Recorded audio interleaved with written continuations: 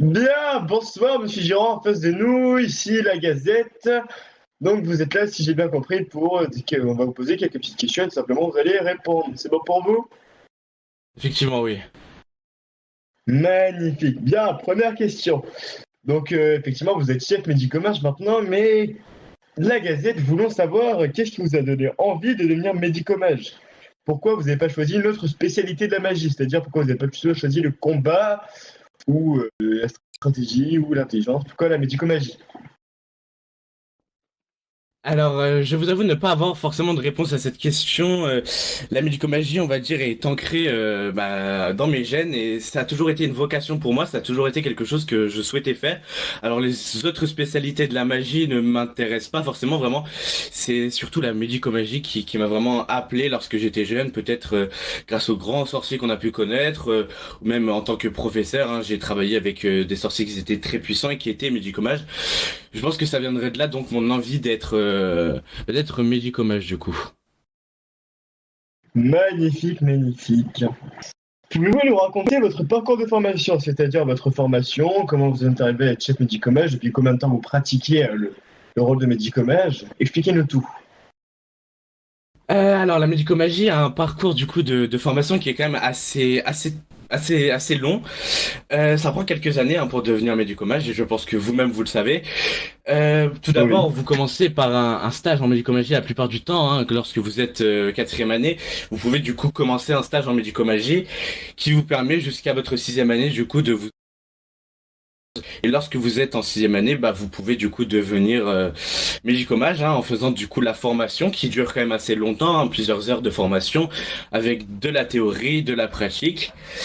Et après, en fait, vous avez tout simplement l'examen en médicomagie que vous allez devoir passer, qui dure aussi quelques heures consécutives avec de la théorie, un stage et de la pratique. Suite à ça, vous avez du coup après avoir reçu votre certificat des spécialités à avoir, comme dans mon cas par exemple, je suis spécialisé dans la chirurgie d'urgence, excusez-moi, dans les potions et dans les maléfices, et c'est quelque chose que vous apprenez bien plus tard, d'accord, après avoir fait l'examen quelques années après. La médicomagie déjà, je l'exerce depuis quelques nombreuses années. Ça fait une bonne dizaine d'années que j'exerce la médicomagie, d'accord? Et, euh, et tout simplement, ça ne m'arrête pas, dans le sens où je ne vais pas m'arrêter à, je ne vais pas m'arrêter à là.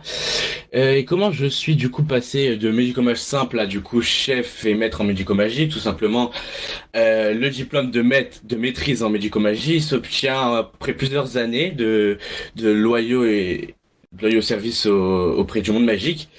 Et la nomination de chef, du coup, s'obtient lorsque l'ancien chef vous nomine ou lorsque l'ancien chef est mort. Malheureusement, c'est le ministre, du coup, de la magie, qui est à l'heure actuelle Monsieur Beaugendre, qui nomine les personnes. Dans mon cas, c'est Monsieur Beaugendre qui m'a nominé après que Monsieur Rohan Verus, du coup, ait laissé sa place, tout simplement.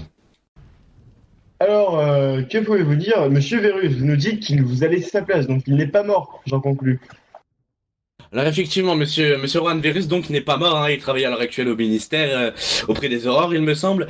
Il n'est pas mort du tout, loin de là. Il reste maître en médicomagie, mais malheureusement, il n'a plus les disponibilités qui nécessaires donc pour acquérir de ce rôle. Et donc, je ne sais pas il me l'a laissé de force ou non, mais ouais, il n'a pas gardé ce rôle. C'est pour ça que du coup, le ministre de la Magie, Monsieur Beaugendre, après plusieurs négociations, bien sûr, me l'a laissé. Magnifique, magnifique. Bien, monsieur Durand, vous nous dites que vous avez fait de nombreuses années en tant que médico-magie, mais la Gazette et le public présent parmi nous voudrait savoir s'il y a un moment dans votre vie, une expérience particulière qui a confirmé votre voix en tant que médicomage, ou qui vous a marqué en tant que médicomage. Alors, je pense que oui, il y a un moment où quelque chose que j'ai vécu m'a marqué en tant que médicomage. Je pense que c'était lors de la deuxième prise de Poudlard qui s'est passée il y a quelques années maintenant, où j'ai dû soigner du coup de très grandes figures, des personnes qui m'ont même formé en médicomagie. Je pense que c'est à ce moment-là que je me suis dit Que oui, c'était ma voie, c'est là où je devais donc aller et poursuivre, etc. C'est lorsque j'ai dû soigner mademoiselle Elena de Villiers, hein, peut-être que certains l'ont connue, ancienne grande professeure de l'école. Et j'ai aussi déjà soigné monsieur Rohan Verus, hein, ancien donc co-directeur de l'école. Je pense que c'est ces deux moments-là qui m'ont impacté le plus dans ma dans mon parcours en médico-magie. Ok, bah oui, magnifique, c'est très émouvant, Monsieur Durand. Du coup, je vais percuter sur la suite, Monsieur Durand, dans votre pratique quotidienne. C'est-à-dire que du coup, vous pratiquez la médicomagie un peu tous les jours. Du coup, en tant que chef médicomage, vous devez de tenir une activité Mhm, régulière. mhm. Dans votre pratique quotidienne, quelles sont vos principales responsabilités? C'est-à-dire qu'en tant que chef médicomage, que faites-vous exactement? Alors en tant que du coup chef en médicomagie et maître en médicomagie, hein, j'ai quand même de nombreuses responsabilités que la plupart des médicomages ne voient pas et non pas, hein, surtout. C'est moi qui dois m'occuper du coup de tout le parcours de formation, d'examination avec Monsieur Bolland, du coup, des futurs médicomages, hein, comme là par exemple le 20 septembre dans quelques jours, hein, à l'heure où je vous parle, il y a un examen, hein, c'est moi-même qui l'organise avec Monsieur le ministre, hein, qui sera certainement présent ou qui passera tout au moins le bonjour et qui donnera les certificats à ceux qui l'auront. Je prépare du coup les examens qui prennent énormément de temps. Hein, vous vous doutez bien, je gère aussi pratiquement seul Sainte-Mangouste, hein, bien sûr, j'ai toujours l'aide du ministre, mais c'est moi qui globalement, qui gère la médecine en général, hein. Si j'ai une réponse à décider, en général, j'en parle au ministre et soit il me dit non, mais la plupart du temps, il me dit oui, ou sinon, il vient, quand lui a des réformes à me... Je gère concrètement, pour simplifier la chose, toute la médecine magique. Magnifique, magnifique. C'est oui, oui, bah oui, ça se tient effectivement. Observez des cas rares dans votre carrière de médicomage. Pouvez-vous me dire le cas le plus rare que vous avez pu constater, c'est-à-dire un patient atteint d'une maladie très rare? Est-ce que vous pouvez nous... Euh, Ah oui, effectivement, je peux vous parler, hein, d'un cas très très rare que j'ai pu observer, hein, récemment encore, dernière prise de Poudlard, hein, dans ces eaux-là, et on a vu pour la première fois, pour ma part, hein, moi et Monsieur le ministre, hein, encore une fois, je parle du ministre, mais Monsieur le ministre m'accompagne énormément, hein, dans tout ce qui est médico-magique. Mais oui, du coup, on a pu observer un obscurus. Je sais pas si vous savez ce que c'est concrètement. C'est un enfant qui est atteint d'une maladie, qui renie tout simplement sa magie.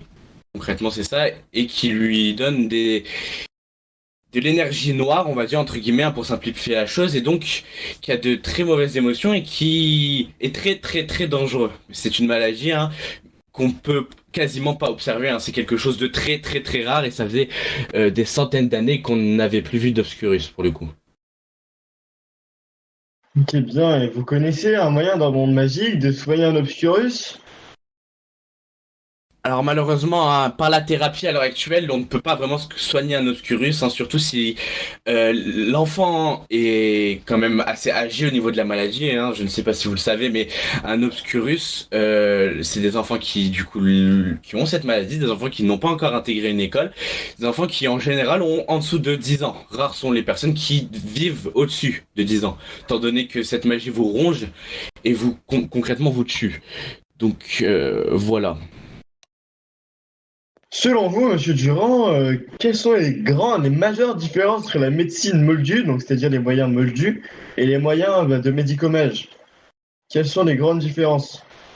Bah, la plus grande différence, hein, je pense que vous le savez, c'est tout de même la magie, hein. En tant que sorcier, on utilise extrêmement la magie dans la médecine, dans la médicomagie du coup, alors que chez les Moldus, on n'utilise pas la magie. Ils n'ont pas la connaissance de la magie, hein, chez les Moldus, donc c'est vrai que eux, ils ont peut-être des méthodes, hein, qu'on vole concrètement, hein. On a clairement des méthodes qui sont propres à eux, mais la plupart des soins qu'on utilise en médicomagie, c'est quand même des sortilèges, des potions, des plantes, etc.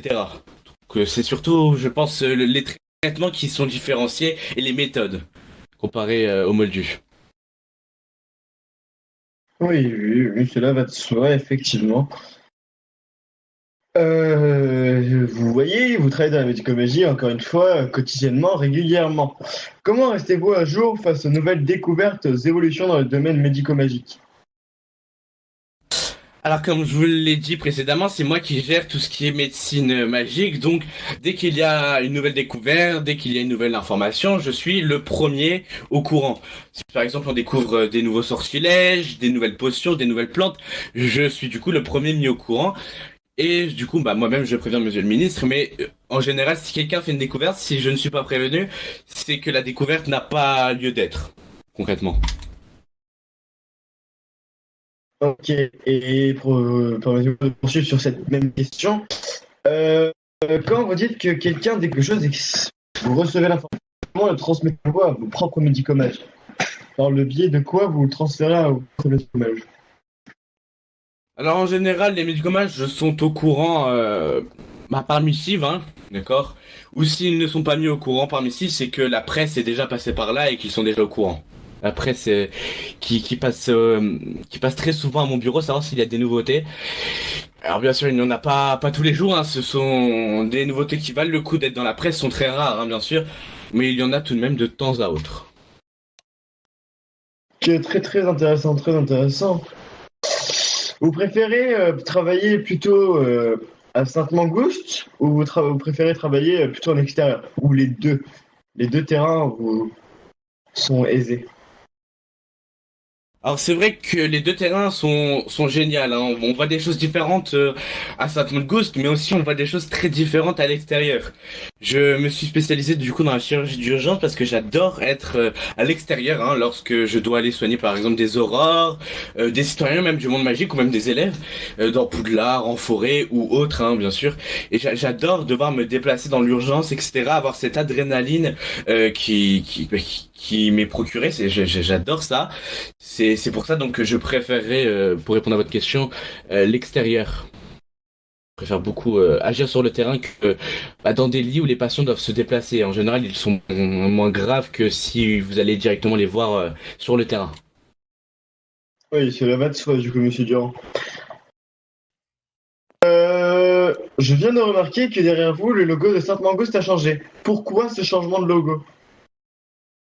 Alors effectivement, le logo du coup de Saint Ghost a été changé récemment, hein, il y a quelques heures maintenant, et donc je vais en profiter pour vous parler de ce logo. Pourquoi ce logo du coup a été changé? L'ancien est là depuis déjà des dizaines et des dizaines d'années, hein, même avant que je sois médicomage ou même chef en médicomagie. Ce logo était assez fade, hein, il ressemblait à des logos assez simples. Et donc j'ai décidé récemment avec le ministre de revoir directement tout le logo pour qu'il ressorte bien avec du coup le design, hein, de la structure de cette Ghost, hein, qui est quand même assez spéciale elle-même, et du coup nous avons décidé de revoir tout le logo. Le logo derrière moi, l'ancien que vous avez déjà pu retrouver dans les articles de la Gazette, il me semble, si vous ne savez pas duquel nous parlons. Du coup, nous l'avons changé pour plusieurs choses, hein, surtout pour la décoration que nous avons à Saint Ghost et les valeurs qui ont changé d'année en année, bien sûr. Et il nous paraît beaucoup plus inspirant comme ça que lorsqu'il était simple avec deux bouts d'os et une baguette. Qui est intéressant, intéressant, monsieur Durand. Enfin, quel conseil, monsieur Durand, donneriez-vous à la relève des médicomages, les futurs médicomages? Quel conseil donneriez-vous à ceux qui rêvent d'être médicomages? Un conseil que je pourrais donc leur donner, c'est de s'accrocher. La médicomagie n'est pas quelque chose de simple, et ça depuis toujours. Mais si vous voulez, vous pouvez y arriver. Nous croyons en vous, hein, bien sûr. Et vous verrez que la médicomagie vous apporte plus qu'une profession. Elle vous apporte quelque chose qui va au-delà d'une passion.